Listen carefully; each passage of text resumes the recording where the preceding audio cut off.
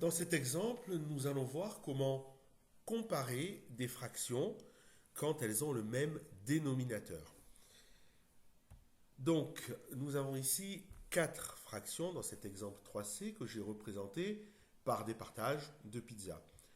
Donc, première fraction, 11 douzièmes. On voit très bien qu'on a découpé la pizza en 12 parts égales. Et j'en ai colorié 11 pour représenter 11 douzièmes.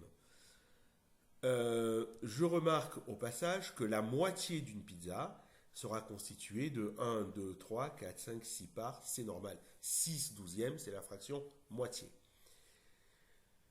La pizza entière est elle-même représentée par 12 parts, c'est-à-dire 12 douzièmes. La deuxième fraction, c'est 5 douzièmes. La troisième fraction, 7 douzièmes. Et la dernière fraction, 3 douzièmes. Je vois que ces fractions ont toutes le même dénominateur. Ce sont des douzièmes. Ça veut dire que je prenne une part de la pizza bleue, ici violette, vert ou jaune, c'est la même taille de part. Ça, c'est très important.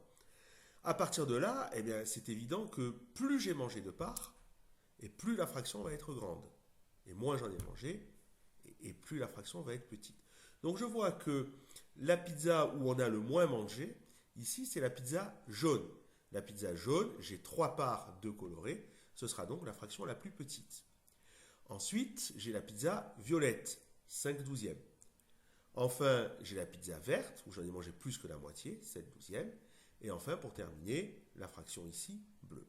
Et voilà, donc pour ranger les fractions dans l'ordre croissant, quand elles ont le même dénominateur, ici c'est partout des douzièmes, il suffit de comparer les numérateurs, c'est-à-dire le nombre de parts que l'on a mangé.